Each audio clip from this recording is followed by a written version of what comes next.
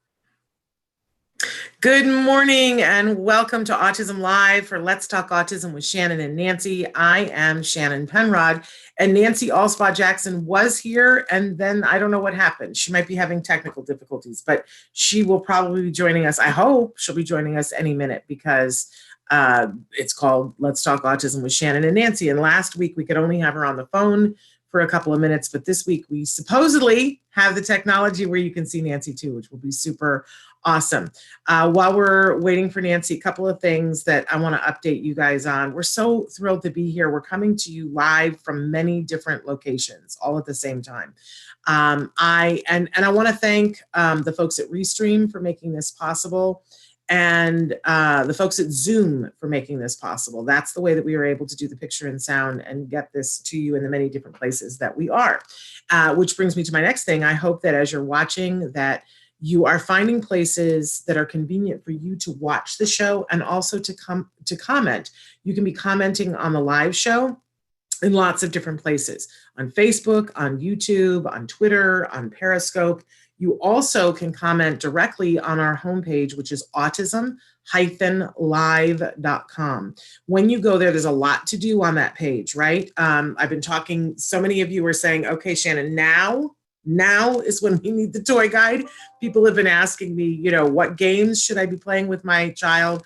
I just want to remind you that if you click on the toy guide at the top of our Autism Live page, you'll see all the different age ranges and descriptions of toys that we have recommended. If you want to know previous years' toy guides, click on the blog.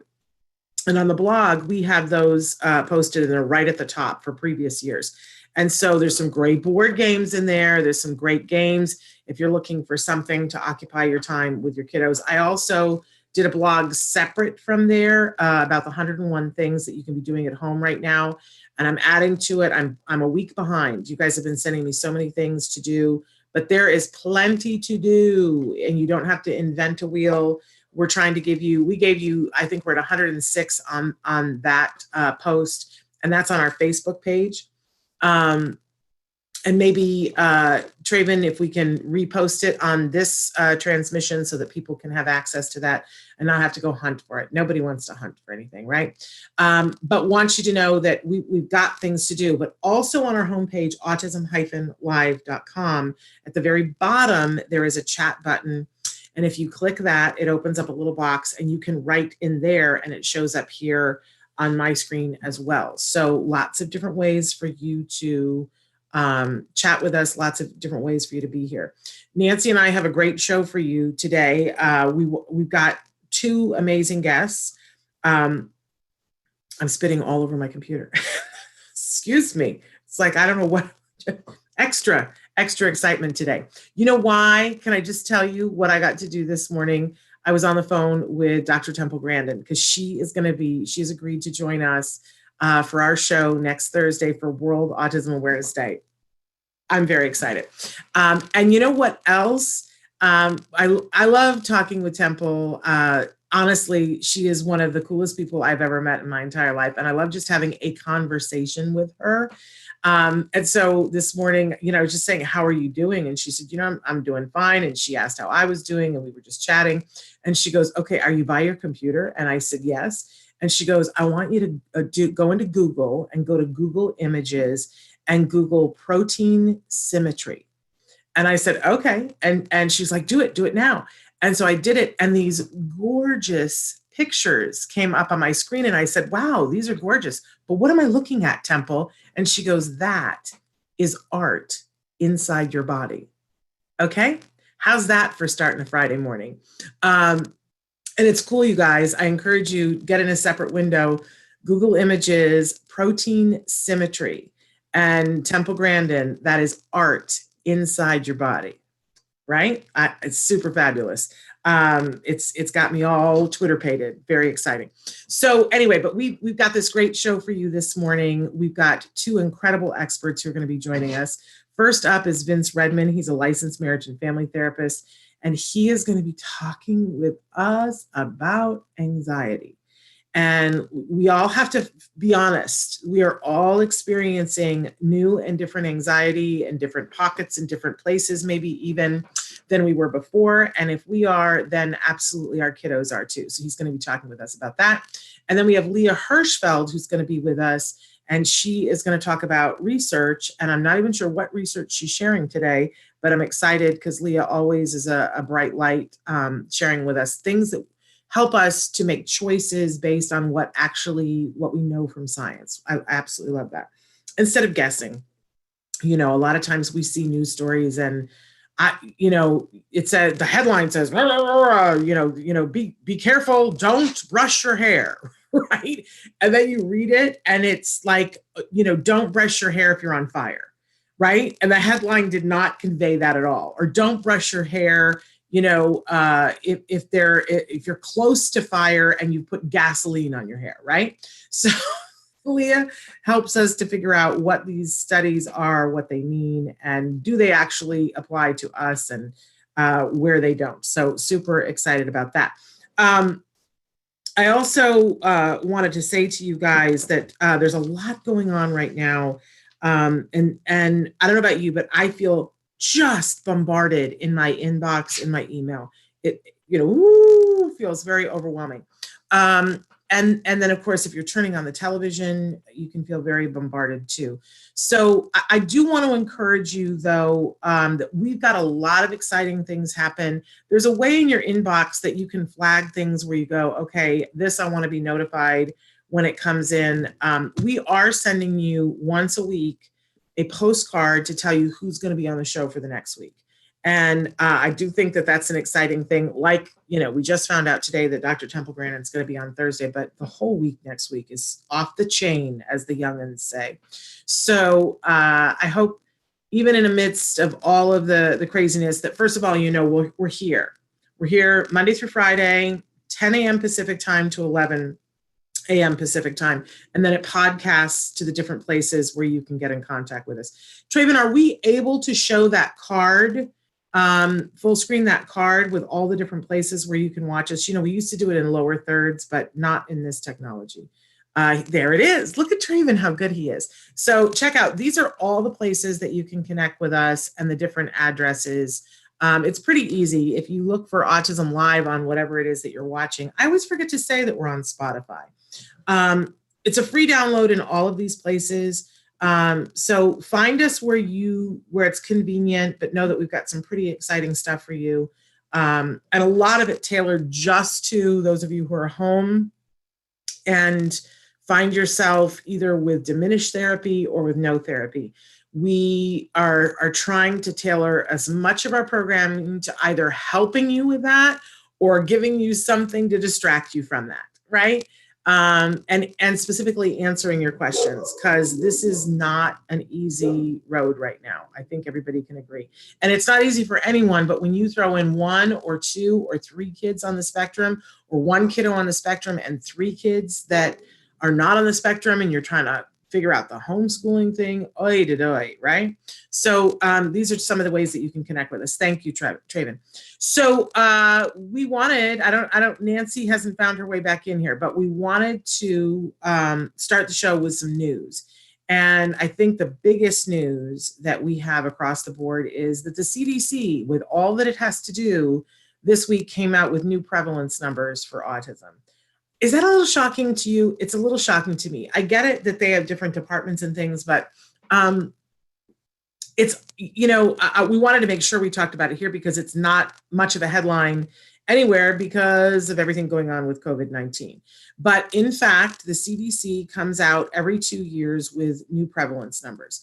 We always want to say that how this information is aggregated. They take 11 counties around the United States and they look at 8-year-olds in that county. And they do this every year so that they're constantly comparing apples to apples and oranges to oranges. So they look in the same 11 counties, and from that they derive information, and it's, it's like a litmus test. They're not actually counting the number of autism.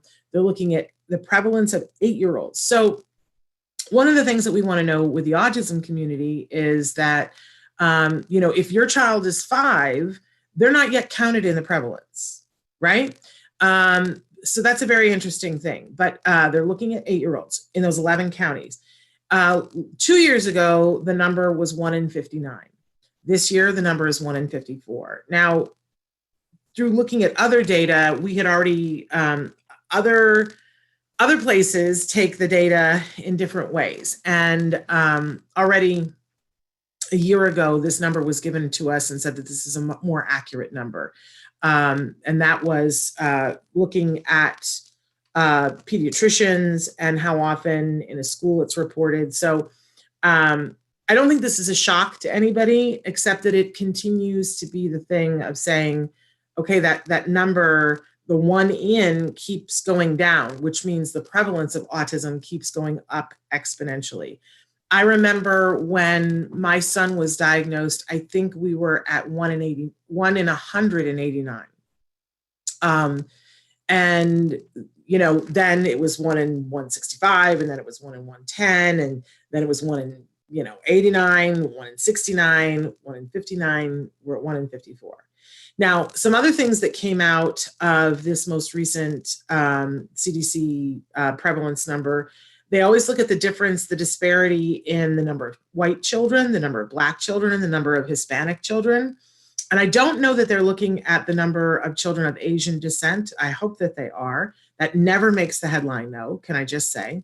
But there's always been a disparity that there have been more kids who were white in the prevalence. And it started out, it was by far.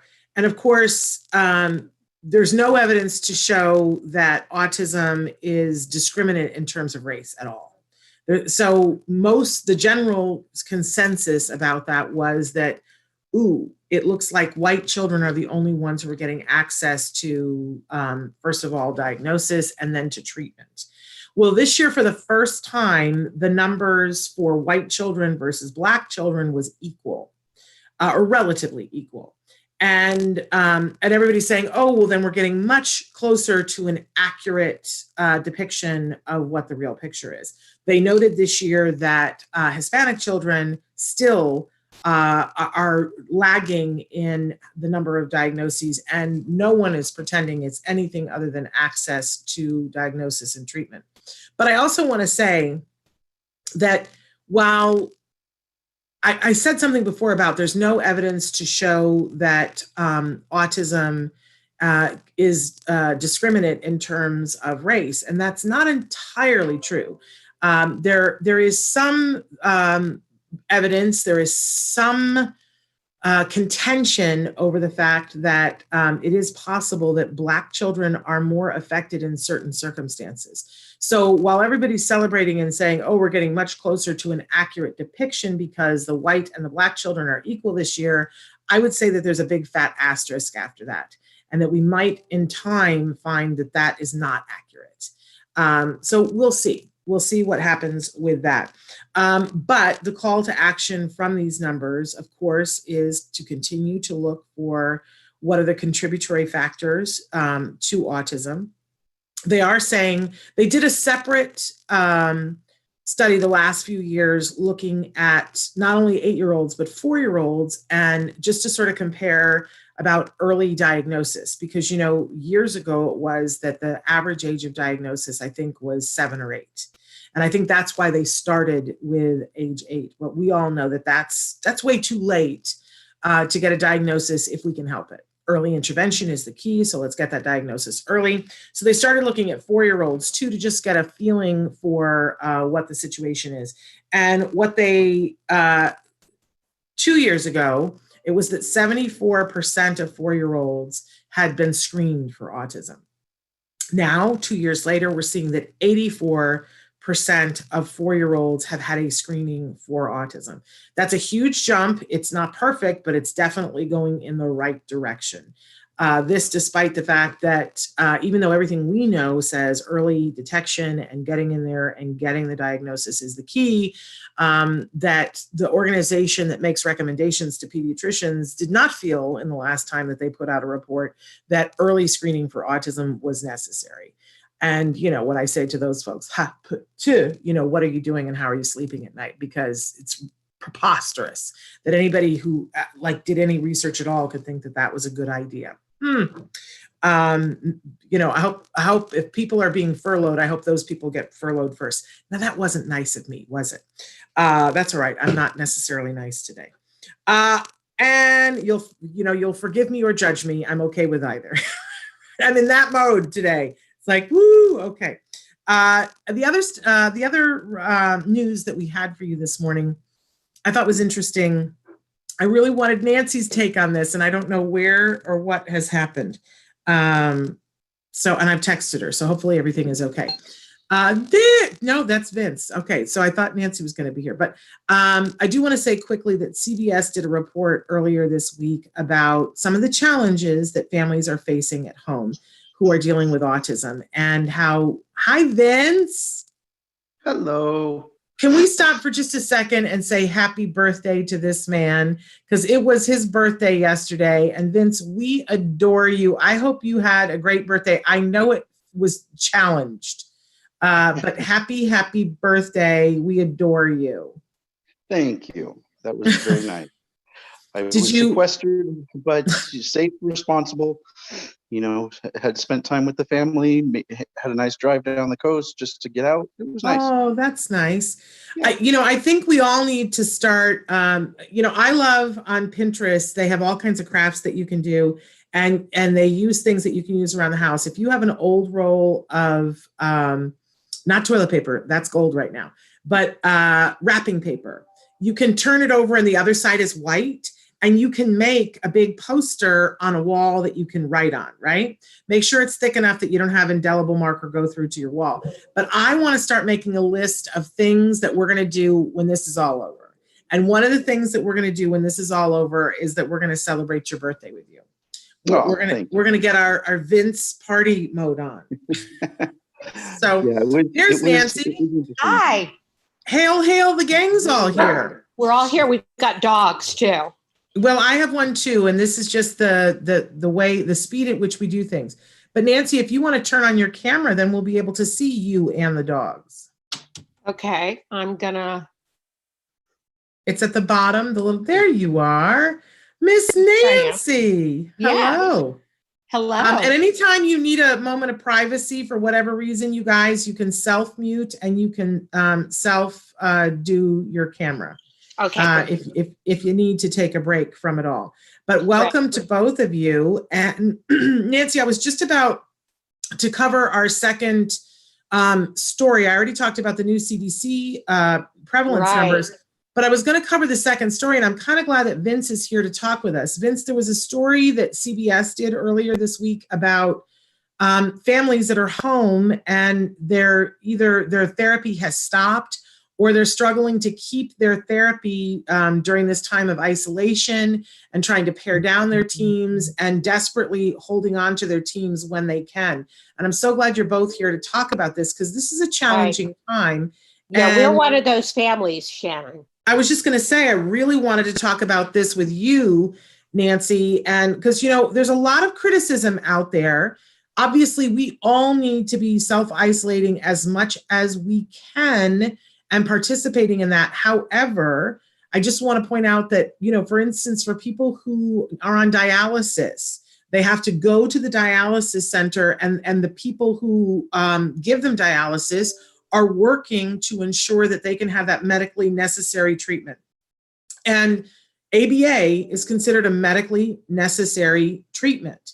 Now, some families have made the hard decision, Vince, to stop.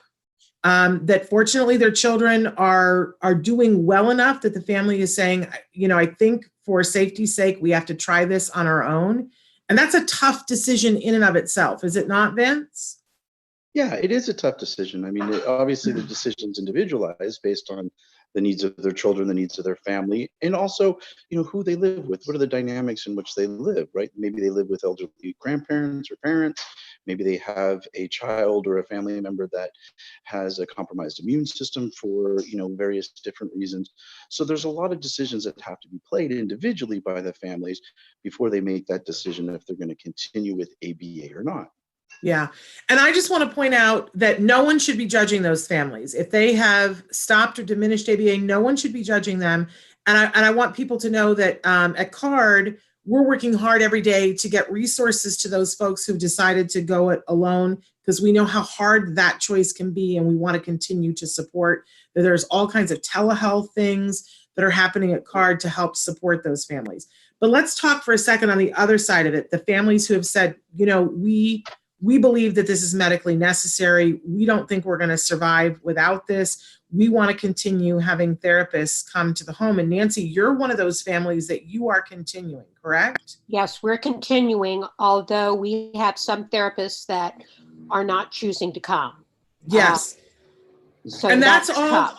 That's a reality too, that each therapist and each BCBA and each person who is working with kiddos on the autism spectrum has the choice to decide whether they have the bandwidth to do this. And for some of the same reasons that Vince was talking about, if they have a family member at home who's immune compromised, it's not advisable for them to do it.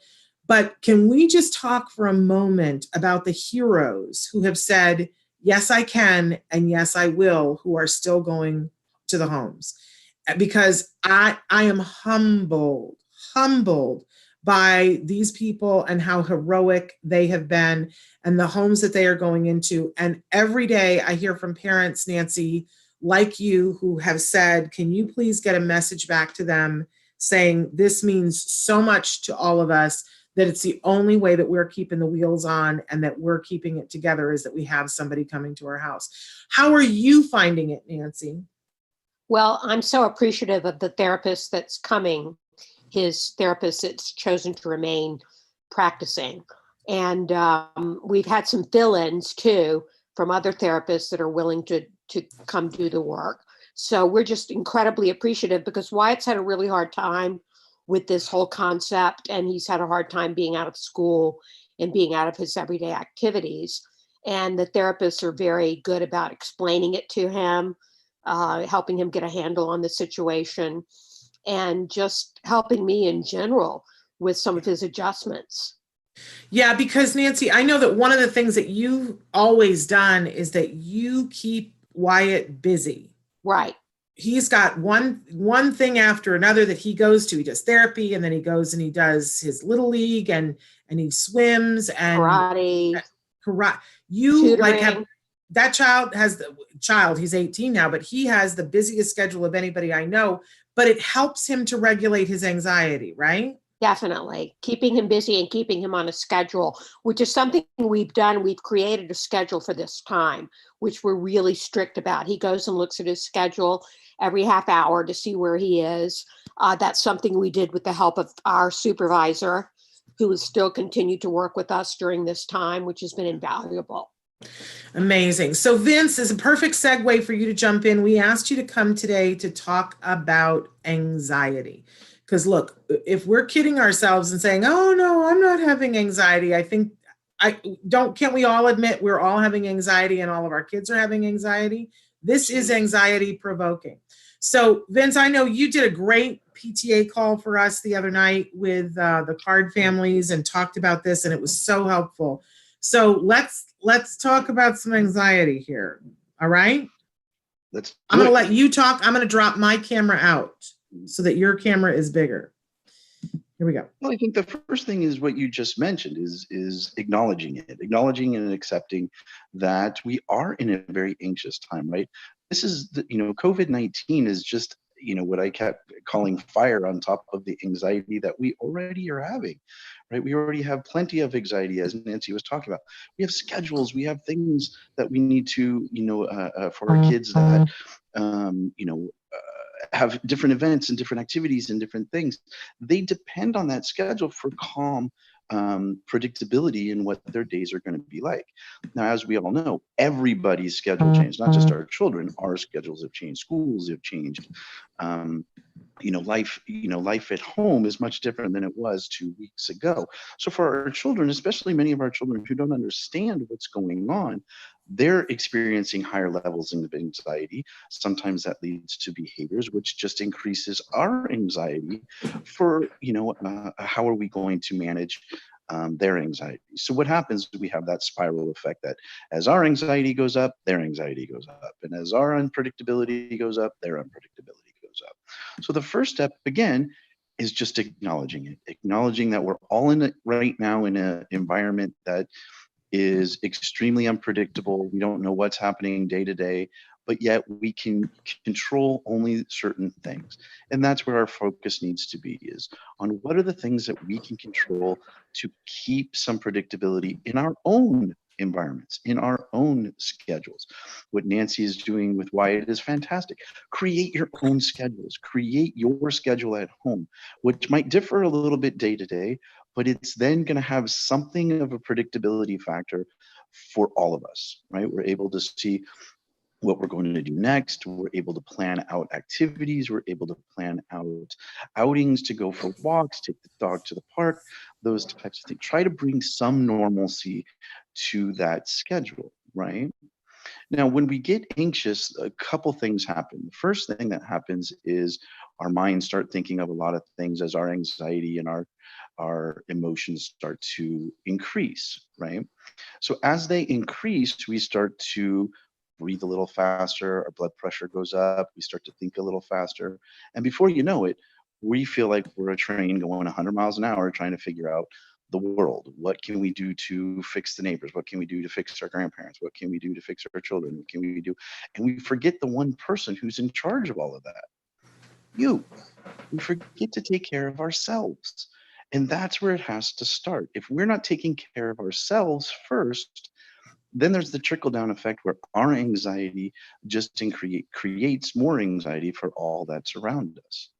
So in order to control what we can control, we start with ourselves. Let's start with ourselves. Let's help control ourselves. And the best way that we can do that, at least one technique in the very beginning, the very basic, is going back to the very basics, which is just breathing, right? Our breath and the way we breathe sends different messages to our brains.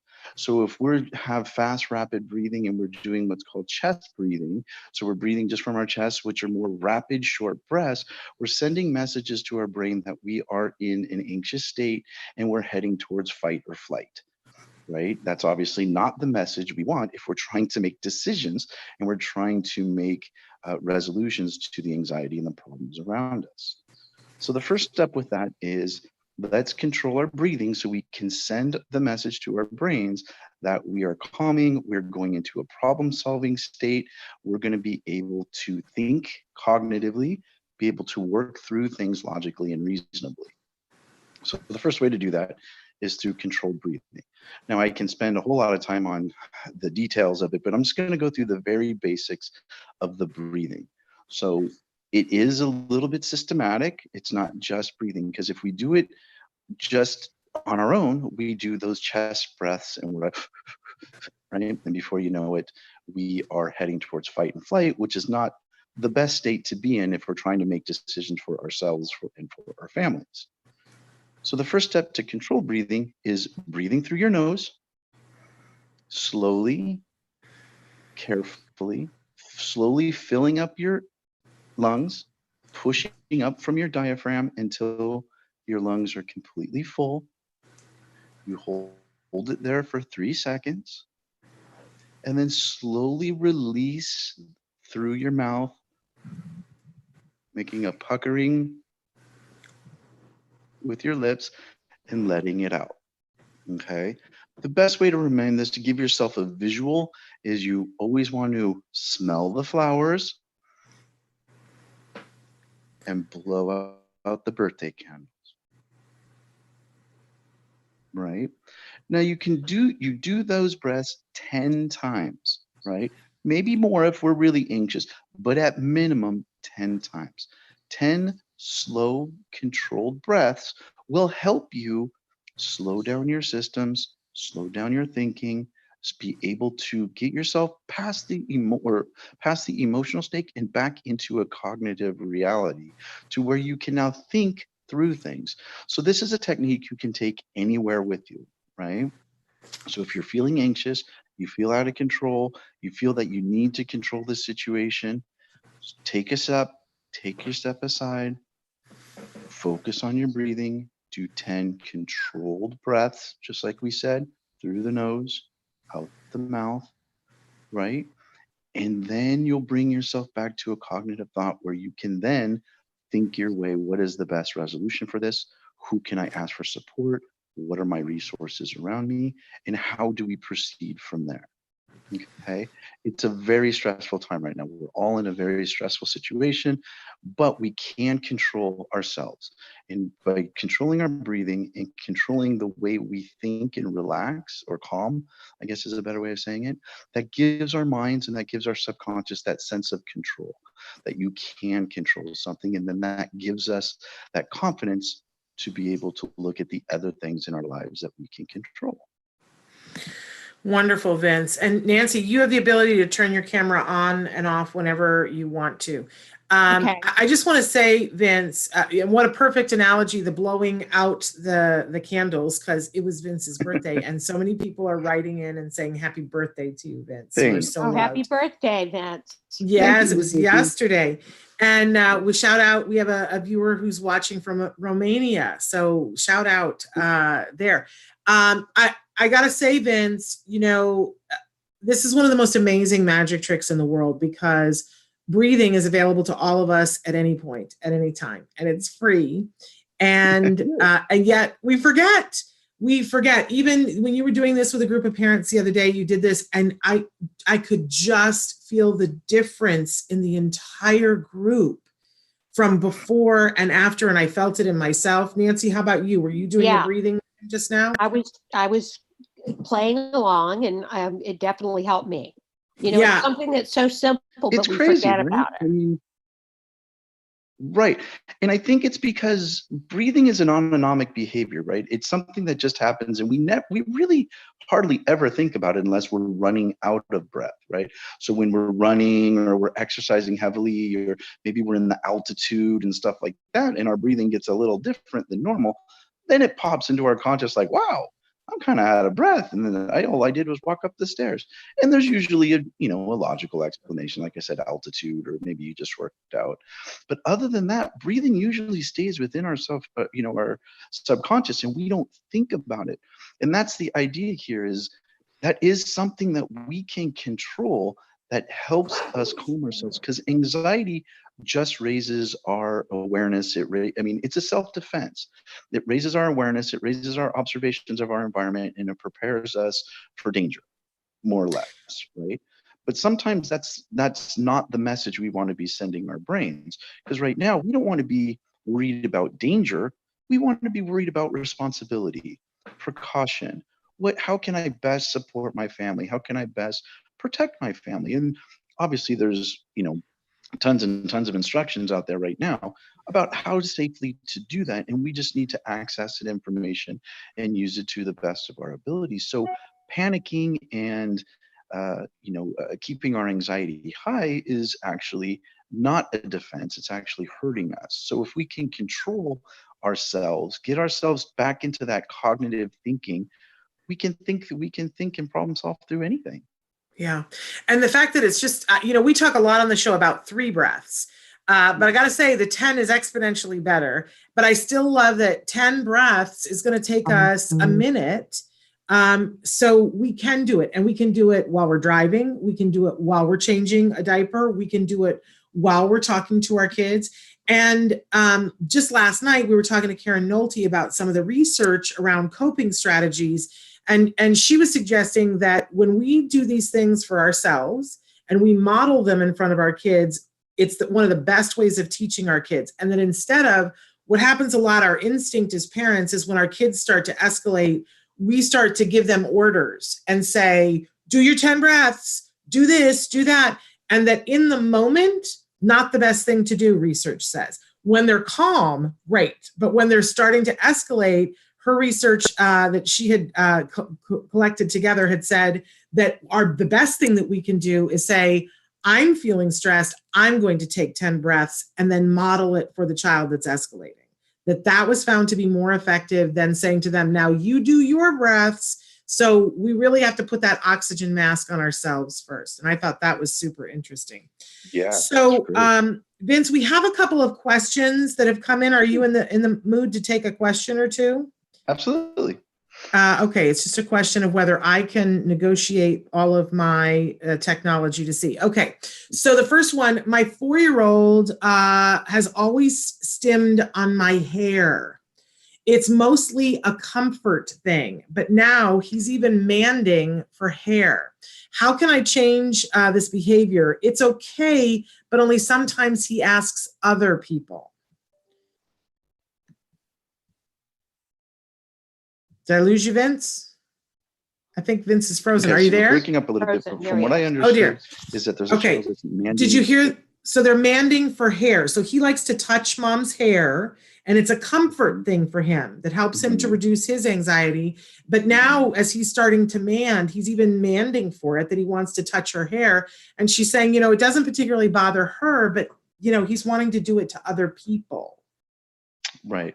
So one of the things that they might think of, and again, I don't know if this has been something that's been recommended to them in the past, is maybe have a doll or have a different stuffed animal that has hair that's similar to real hair, right? So not something that's just matted, but something that might have real hair, like a horse's mane, or, maybe a doll that has, a hair that locks down, so that they can go ahead and pet that. And what mom can do is do that with them, show them it's okay, show them that they can pet this as a sensory outlet, because that's most likely what it is.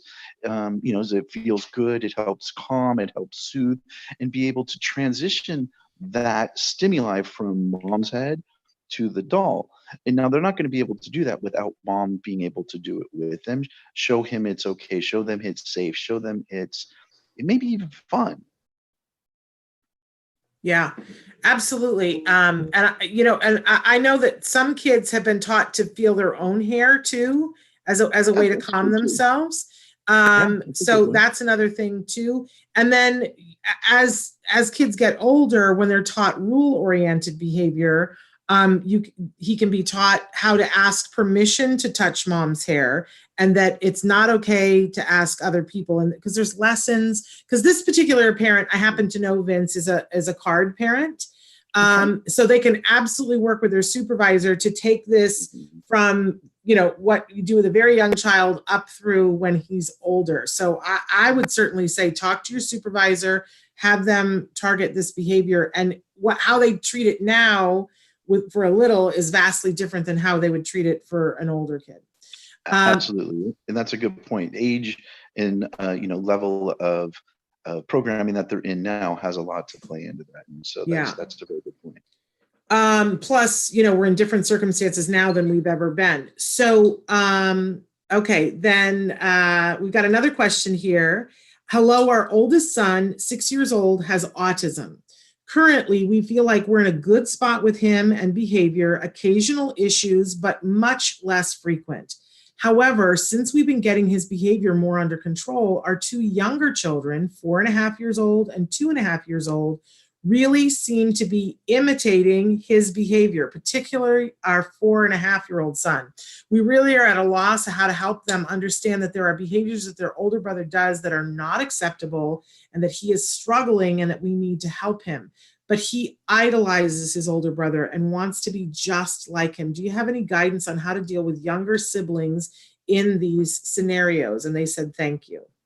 Yeah, no problem. Yeah, and that's actually very common, right? It's very common for the younger siblings to model off of their older siblings, just in general, right? And now when your older sibling has developmental disability, they don't know that some of those behaviors that the child's exhibiting aren't socially appropriate or maybe aren't functionally appropriate.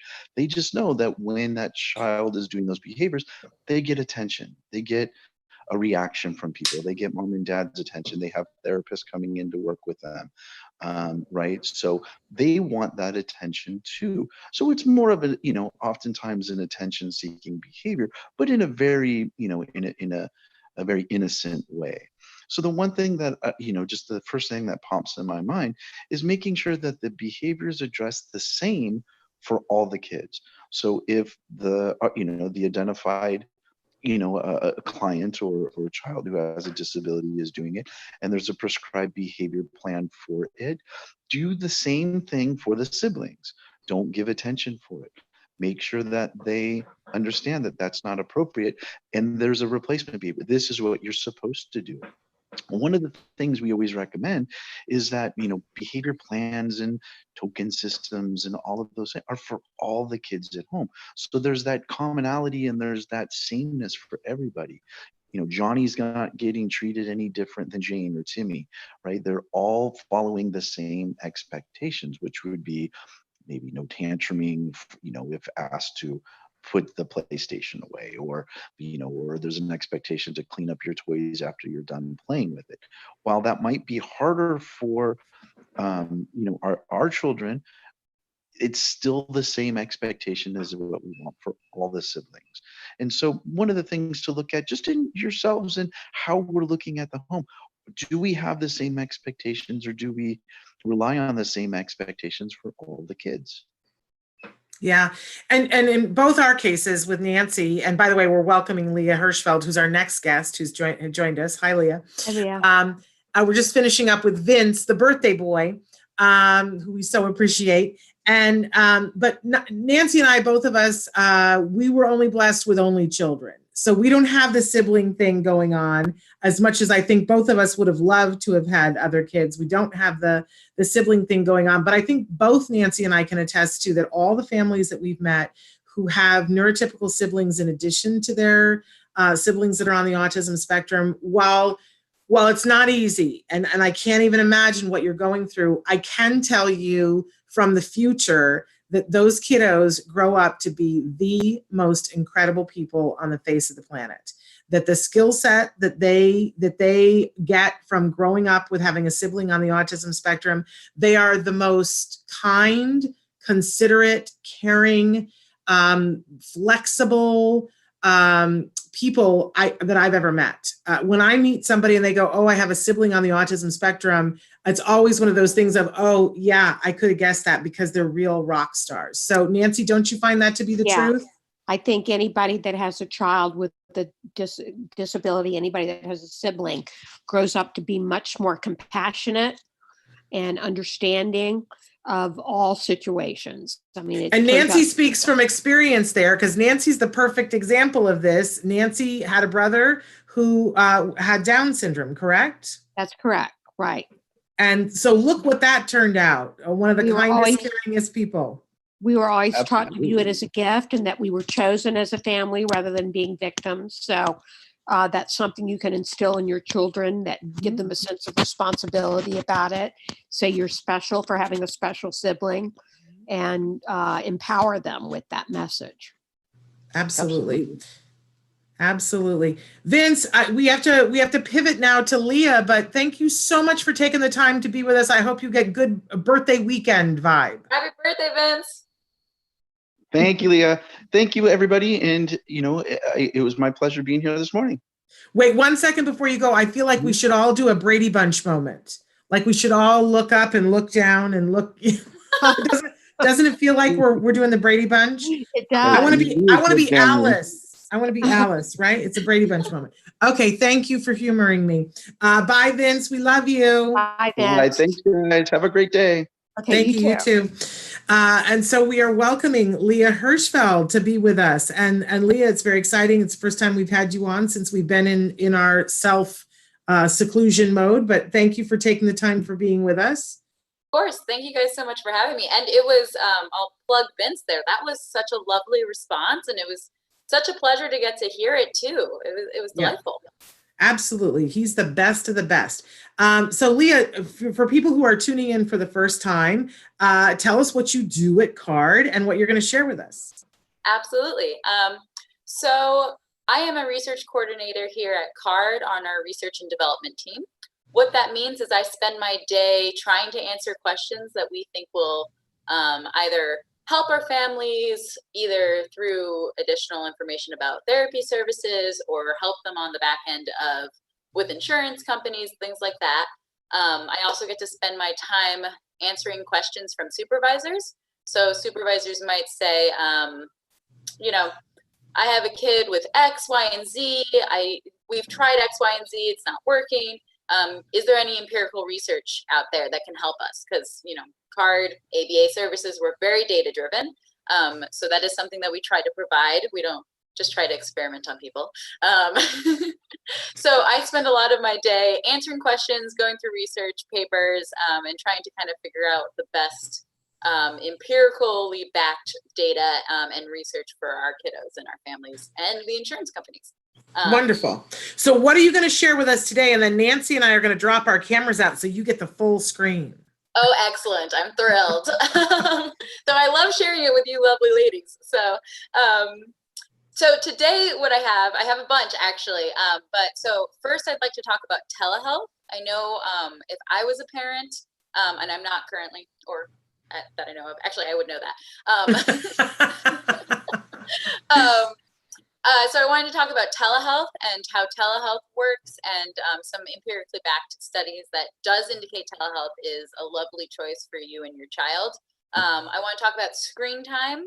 So I know a lot of kiddos and a lot of families are probably having a lot more screen time and screen access than typical. So talking about that. And then if I have the time, I'd also like to plug a potential ebook situation. So some access. Absolutely. Take it away. We can go right to the top of the hour, but I got to stop right at the top of the hour. Okay, perfect. I've got 11 minutes. I can yes. do this. Awesome. Thank you guys so much. And thank you so much for having me on. It's always a highlight. So it's nice to close the week out with it. So first and foremost, what I want to talk about is there was an article by Vismara and colleagues that came out in 2018 that was looking at telehealth. And so what that program looked like is they were doing 1.5 hour video conferencing. So with a supervisor and a parent. And then that supervisor was helping the parent run sessions with their child, answering any questions the parent came up during the week, things like that. And then on top of that, the parent also had access to videos that were coaching and things like that, that were, you know, all of the ABA jargon. And so what they compared were doing 12 weekly 1.5 hour video conferencing sessions along with the videos that the parent could watch at any point, compared with a group that had monthly 1.5 hour video sessions and also the access to the video. So the only thing they were changing there was weekly versus monthly. And what they found was super lovely, I think, was that the video conferencing was extremely helpful. All the parents felt very good. They did a survey after. All the parents felt very good and strong about their skills. They also saw improvements with their children. And so that's first off great, right? Like we see some empirical data that very recent 2018, this isn't from 2006, which there are studies about that also show this. So this has been going on for a very long time. But we do have evidence here that telehealth is an excellent alternative if you're nervous about people coming into your home, or if you don't have the option of having home sessions. Telehealth is a very, very good one to keep progress going with your child. So first off, regardless of anything, telehealth, excellent. And then second off, what they found too was that the parents that were in the weekly versus the monthly saw and felt more comfortable with the telehealth. And that makes sense. As they're doing telehealth, as they're doing it more frequently, the parents, the kiddos, the supervisors, everyone involved feels a lot better. You get into the rhythm of it. You can potentially have more gains as you get more comfortable. So really, what I want to plug there is telehealth is a great alternative. Don't be scared of it. You can be nervous about it. That's totally reasonable, but please give it a try. And to also recognize the supervisor might be nervous about it too. So be comfortable sharing both of your nervousness about it and to kind of troubleshoot, walk through it. But please give it a try. Telehealth is an excellent alternative if people are concerned, and appropriately so during this time period. And then also do it frequently. Don't just do it every once a month. Do it every week if you can, if your insurance covers it, if your job allows for it, things like that. The more that you practice telehealth, the better it'll come, the better outcomes you'll see.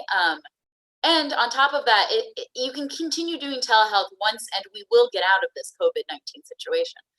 Once we are out of it, telehealth is something that you can potentially continue doing every once a week, every 2 weeks, whatever it looks like, especially if it's been hard for you as a parent to get to the center or to make time with the supervisor, to be working through those coaching things. So this is a time where we could also use that as a potential to then continue that down the line. So telehealth, very cool, very exciting stuff. Like I said, I have articles from the early 2000s talking about this. So it's not even that new. It's just that we're a little hesitant, and reasonably so.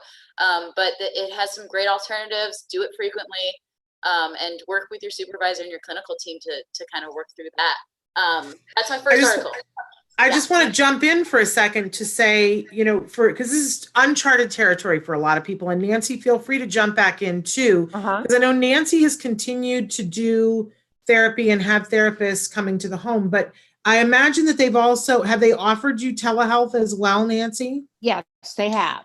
Have you tried it yet? We have not tried telehealth yet. We've been doing, of course, Wyatt has been doing online learning at school, but we haven't done it with our ABA program. But I would love to challenge you, Nancy, if you have time in this next week before we come back next week, to ask your supervisor if at least because you're still meeting with your supervisor and she's still coming to the home, and that's great. But I would love it if you would ask her, hey, could we do one of these sessions on telehealth so that I can speak intelligently to this about how this was for me and how it went, so that you can add to what parents, because I know anytime that somebody is helping us to learn about our kids, for me, it was painful. It was painful because I want to appear like I have it together, and I want to be my kid's mom, and I want to, we all have this thing that when our kids are in our arms, we feel like we're supposed to know everything about them, and it's very humbling when we don't. And right. I don't like feeling like an idiot. And I especially don't like feeling like an idiot about something I care deeply about, right? I never want to appear unprepared, and especially where my kiddo is concerned. So whenever somebody is teaching us about our kiddos, it's hard to begin with.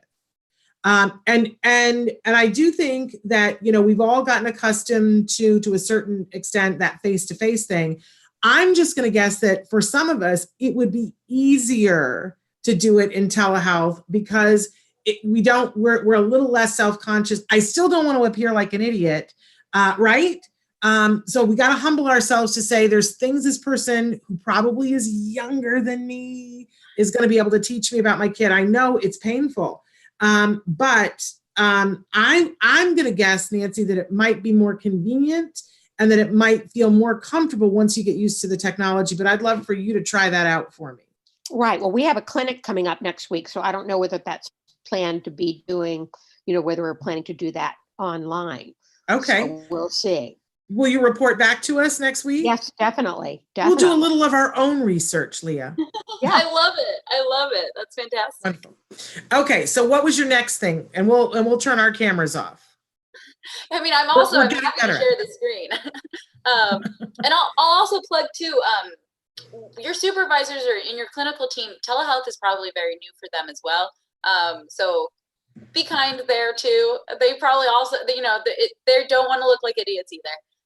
And so they're trying their best, but there's probably going to be like technical issues, things like that are happening.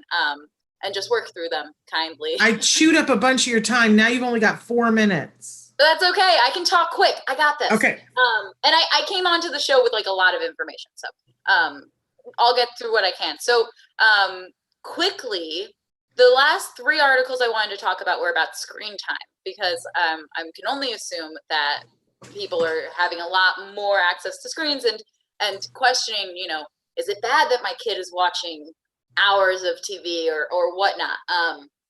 So I have a few studies, one quickly about by Jensen and their colleagues that just came out in 2019. Very, very new. Didn't look with kids with disabilities or autism, just typically neurotypical children, adolescents, and looked at digital technology and mental health symptoms. So not directly necessarily our population, but just generally for neurotypical kids, it is additional screen time detrimental, especially in the mental health field. And they did not find any links to it or evidence for it. So wow. That's really nice to see. Yeah. Surprising, but great. So quick plug on that your kiddos are probably, again, we don't know everything. And they were doing surveys. There's whenever I come on, I'm always trying to say, scientists are humans too. They're trying their best, but there are flaws. So there were certainly flaws in this group.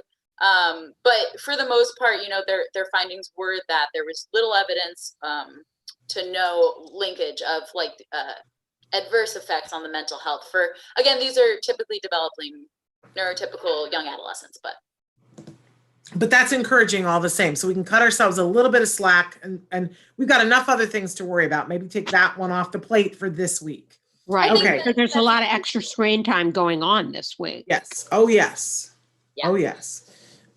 Okay. And how do you want to wind this up? So I'm winding and I'm winding. Okay. So, I got 2 minutes. Okay. So the last thing I want to talk about is I found 2 articles, fairly recent, 2016 and 2015, that we're looking at, and I don't know this show, but apparently people are into it. It's called Daniel Tiger's Neighborhood. It's a spinoff, I think, of Mr. Rogers' Neighborhood. Yes, it's great. Yeah, I hear it's wonderful. That's what I've heard. And the research also supports that. So I have 2 articles talking about Daniel Tiger's Neighborhood. One are typically developing kids again, and about the impact of watching Daniel Tiger's Neighborhood on encouraging emotional and social emotional health. And in addition to that, I found an article that did look at children with ASD, only 2. So again, like I usually plug, be mindful of the fact that 2 kids is very small. So you can only take away so much from that, take it with a grain of salt. But they did find that watching Daniel Tiger's Neighborhood taught these 2 children with ASD 2 different skills. One was accepting new foods, and one was stopping play appropriately. And they found that after watching the show, they actually were doing those skills really lovely and better than they were at baseline. That is 11 a.m. on the okay. Thank you so much. You did it. And we appreciate you so much. I'm going to log off with a couple of things here. First of all, Nancy, you can turn your camera back on if you want to. Thank you so much for being here. Okay, and we'll hopefully next week we'll have more time to talk with you. Somebody did write in who is a mom of someone on the spectrum, but also has a student that she's an aide for that has a particularly icky thing where they're blowing their nose and eating it. And wanting some help and support with that. And I want to say, since you're an aide in the classroom, there is very likely a BCBA who is assigned to that case. And now, while schools are shut down, is the perfect time to reach out to that BCBA and say, I need you to do a FBA, a functional behavior assessment, and I want a behavior intervention plan, because it is preventing socialization with the other kiddos. Plus, it's a health concern. And it can be something that's targeted at home during this period of time when people are home. But get that BCBA who has eyes on the case to help and support you. And then the next time we're here, we'll try to give you some strategies as well. But ladies, we're back next week. And next week is World Autism Awareness Day. And Temple Grandin will be with us on that show. Woohoo! Fantastic. Live, picture and sound, the whole 9 yards. We're thrilled. And we got a big week for you. So I'm going to sign off here. But ladies, thank you for being here. And thank all of you for being here. Thank you, Leah. Thank you guys so much for having me. It's always a pleasure. Okay. I'll sign off Thank as well. you. We'll be back on Monday. Until then, give your kiddos a hug from me. And give yourselves a hug from me. All right. Bye-bye, you guys. Bye-bye. Bye-bye for now. Bye-bye.